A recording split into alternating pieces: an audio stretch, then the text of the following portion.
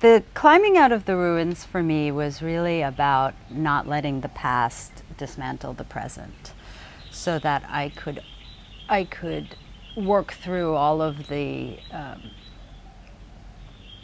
effects of my childhood, the residue of not feeling safe in the world, and not let it destroy my present life.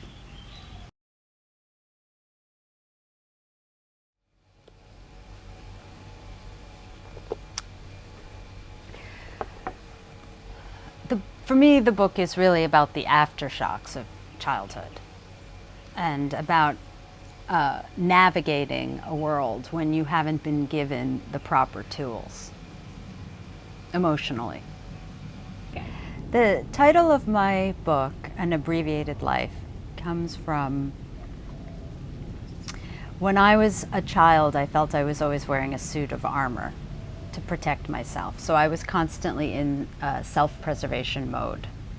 And the lasting effect of that in adulthood was to always feel I had to be separate, because to be separate was to be safe.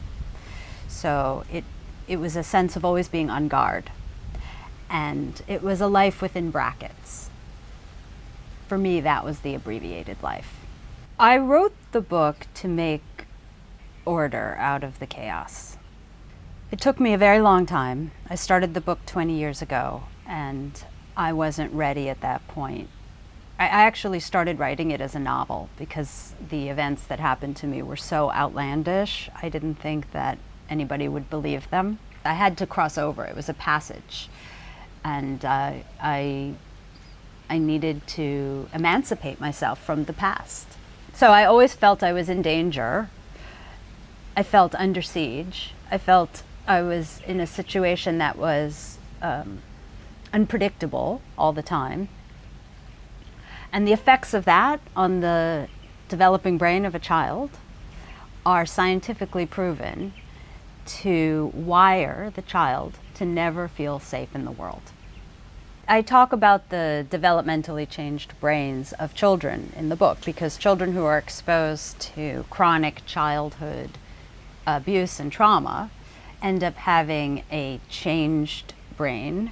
Does hardwire them to draw different conclusions. So for instance, they react as though they're in danger even when they're not, because the coping mechanisms that were developed as a child in order to protect themselves continue on into adulthood. But as a child, whereas they're adaptive, as an adult they become maladaptive. Well, I needed to be free. You know, these were things that I had carried with me all my life. I grew up with someone who had no boundaries and who had no ability to control her moods. The unpredictability of my mother's moods had a lasting effect of me feeling very unsafe in the world. So I was always looking for certainty in an uncertain world. I never felt relaxed.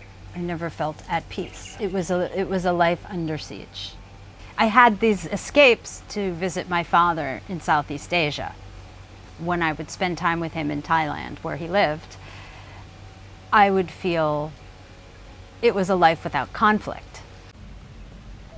And I met Mario, and I started to fall in love with the girls. I was actually seeing up close, because the girls were the same age that I was writing about, my childhood. Mothering them, I could see what was missing. It was the nutrients that I was deprived of were so close and so, obvious to me. Being heard, having attention, feeling safe, feeling that somebody is taking care of you and putting you first. Those things, those core things, I could see. It was a very visceral experience, because at the same time that I was able to give to them, I was recognizing what I had missed out on.